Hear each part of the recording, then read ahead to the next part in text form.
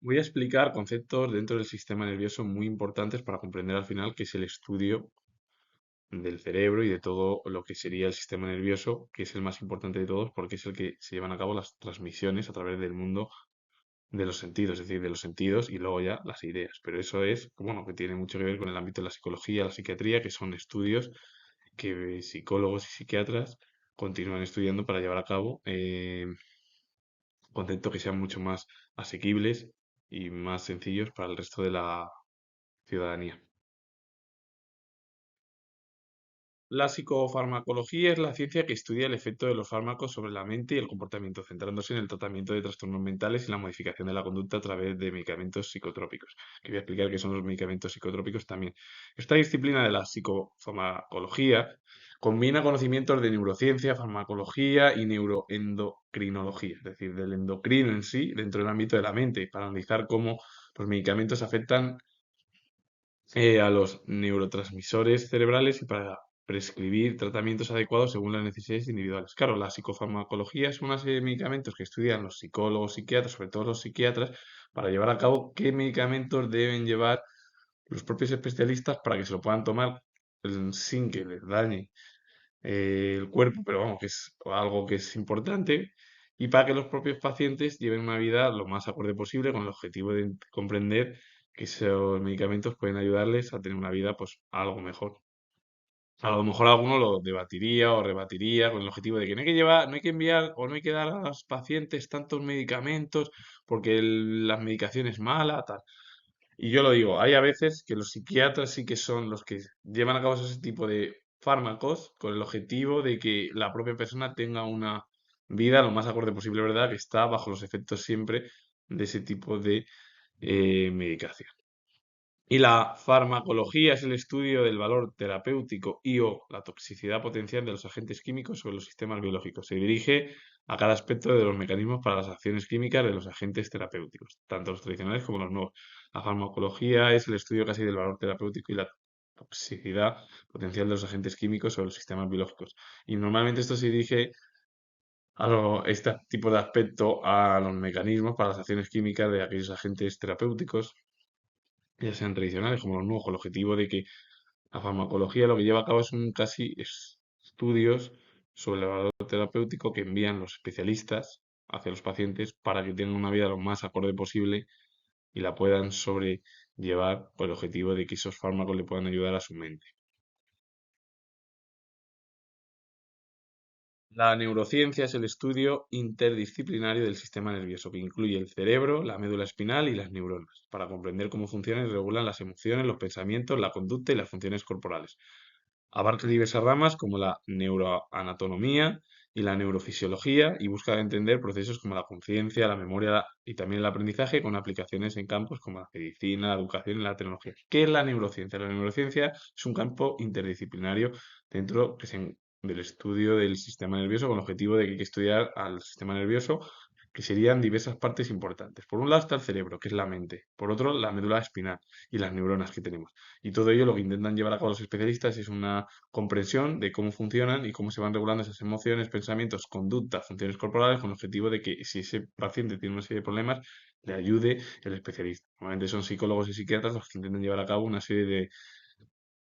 ideas, herramientas con el objetivo de que tenga pues una vida lo más acorde posible y lo más feliz posible. Aparte de que también la neurociencia abarca otro tipo de conceptos o materias como la neuroanatomía, la neurofisiología, que las voy a explicar también.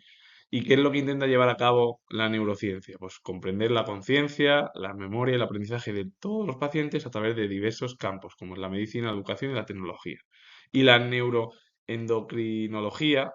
que es la ciencia que estudia la profunda interacción entre el sistema nervioso y el sistema endocrino, investigando cómo el cerebro regula la producción de hormonas, a su vez, cómo las hormonas influyen en la función nerviosa y el comportamiento. Su objetivo es entender y tratar enfermedades relacionadas con estas complejas interconexiones, que desempeñan pues, un papel crucial o clave en las funciones como la reproducción, el metabolismo, el estrés y la homeostasis del cuerpo. ¿Qué es la homeostasis? Pues es la capacidad de un organismo de mantener un entorno interno estable y equilibrado a pesar de los cambios que tenga cada persona. El objetivo al final del cuerpo es que aunque te pongas nervioso, tengas estrés, metabolismo, la reproducción,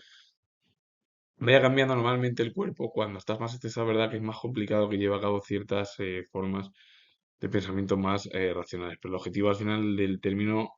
de la neuroendocrinología es un estudio que intenta llevar a cabo un estudio de dos materias diferentes. Por un lado está el sistema nervioso, el sistema endocrino, pero como ambas se interrelacionan y se interconexionan, porque ¿qué es lo que sucede? Las hormonas influyen en la función nerviosa, pero es que el cerebro a su vez que regula las hormonas, ¿no? Pues sí, entonces son casi dos estudios muy importantes con el objetivo de entender los problemas que podamos tener y que se llevan a cabo, bueno, pues pueden afectar también al cuerpo. Es decir, cuando uno está nervioso o se mosquea, normalmente eso afecta a todo el cuerpo. Que cuando eres joven no pasa nada, pero eso a la larga, en el futuro, pues va provocando muchos más problemas en, en el metabolismo y todo lo que sería el interior del cuerpo, no el exterior. La neurofisiología es el campo científico que estudia el funcionamiento del sistema nervioso, desde los niveles moleculares y celulares hasta las redes neuronales complejas que regulan la conducta y las funciones corporales. La neurofisiología clínica es una especialidad médica que utiliza técnicas de registro eléctrico magnético para diagnosticar y estudiar enfermedades y disfunciones bueno, y funciones del sistema nervioso central y periférico como la epilepsia, los trastornos musculares y degenerativos. Claro, al final, si la neurofisiología es el campo de científico que se estudia el funcionamiento del sistema nervioso desde los niveles moleculares y celulares hasta las redes neuronales, que son complejas, que son al final las que regulan esa conducta y las funciones corporales,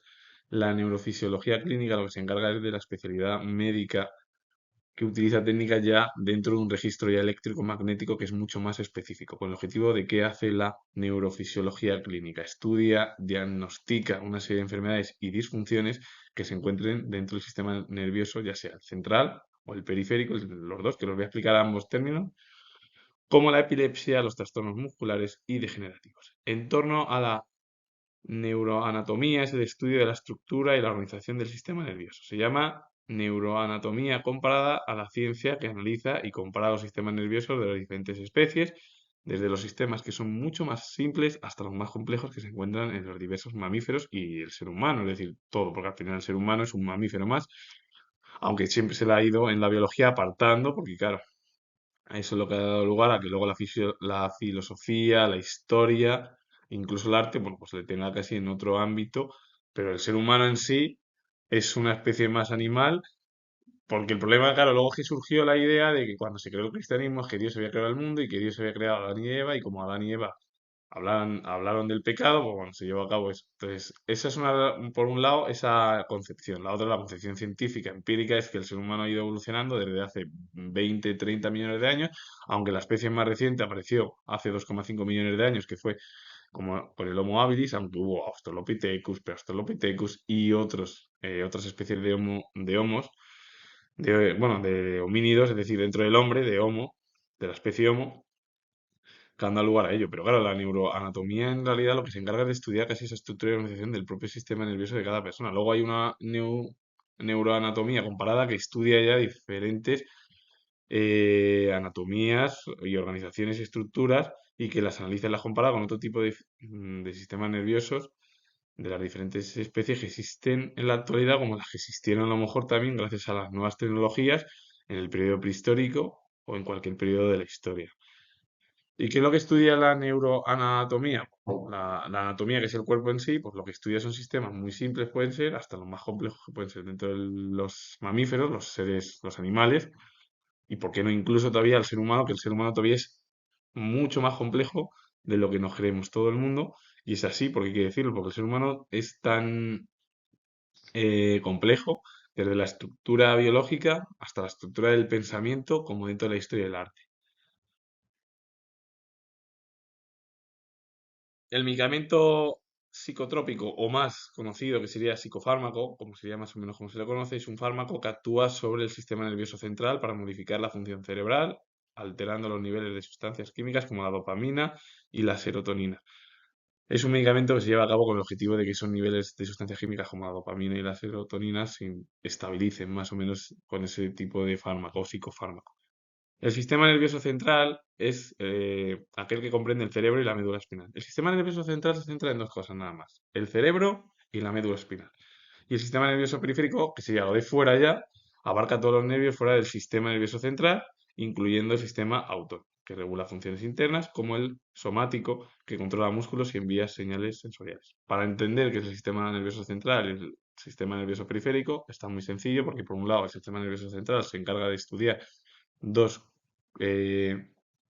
órganos importantísimos, que es el cerebro por un lado y la médula espinal, y el sistema nervioso periférico se olvida ya del cerebro y se centra más en otro tipo de sistema, que sería el sistema autónomo que regula las funciones internas, algo que está fuera, o el somático, el sistema somático, que el objetivo es aquello que es el control, que es lo que controla los músculos o envía señales sensoriales, es decir, los sentidos. Bueno, pues todo lo que viene de fuera. Ya un sistema nervioso central sería algo más específico. El sistema nervioso periférico se centra más en lo que ya está fuera del cerebro, de la médula espinal, porque el cerebro y la médula espinal son dos conceptos, dos importantes porque son al final los que guían a que el cuerpo siga funcionando. Aparte de otras funciones, pues bueno, luego también está el sistema circulatorio, que es importante porque el cerebro y el corazón son importantísimos, aunque claro, el cerebro, si no hay o tienes un problema, es imposible. En cambio, el corazón se puede llevar a cabo un trasplante, igual que de otro tipo de órganos, que son también muy importantes, pero sin el cerebro es imposible. Bueno, primero pues, no se puede tener vida y luego el cerebro es el mundo de las ideas que hablaban los filósofos y de la comprensión también empírica y sensorial. Y con ello finalizo. Con comentar que soy historiador y si os gusta este vídeo relacionado con el mundo de las ciencias sociales en diversos conceptos dentro de la relacionados más y muy cercanos a la psicología y a la psiquiatría, darle a like, suscribiros, comentar y repito que soy historiador y nos vemos en el próximo vídeo. Y si os ha gustado, darle a like, suscribiros, comentar y nos vemos en el próximo vídeo. De nuevo.